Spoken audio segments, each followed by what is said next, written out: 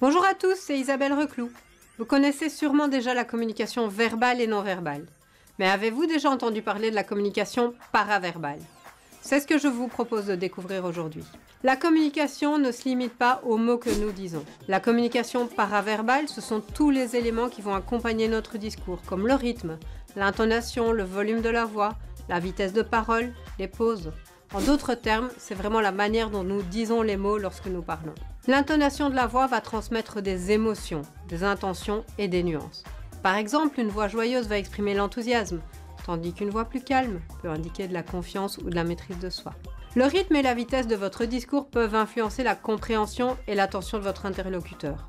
Parler trop vite peut donner l'impression de précipitation, tandis qu'un rythme trop lent peut signifier de la réflexion ou de la prudence. Le volume de votre voix peut indiquer votre niveau d'assurance ou d'urgence.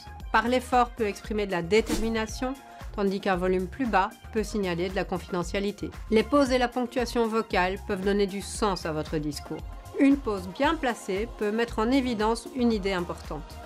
La ponctuation vocale, comme les montées et les descentes de tonalité, ajoute de la clarté à votre message. Vous voulez améliorer votre communication paraverbale? Une petite astuce, enregistrez-vous lors de conversations ou de présentations. Écoutez attentivement votre enregistrement par la suite. Ça peut sembler un peu étrange au début, mais vous enregistrer va vous permettre de repérer vos tendances, de détecter vos points améliorés, de corriger vos mauvaises habitudes, vos tics de langage et enfin d'accroître votre confiance en vous. Vous l'aurez compris, la communication paraverbale va jouer un rôle majeur dans la façon dont nous communiquons.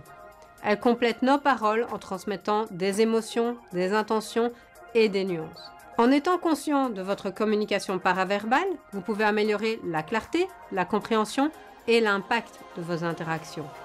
N'oubliez pas de mettre ces conseils en pratique. Si vous avez d'autres astuces ou des expériences à me raconter, partagez-les dans les commentaires. Et surtout, n'oubliez pas de liker cette vidéo si elle vous a été utile et de la partager avec vos collègues et amis. Suivez-moi pour plus de conseils en communication et management. Merci de m'avoir accompagné. À bientôt.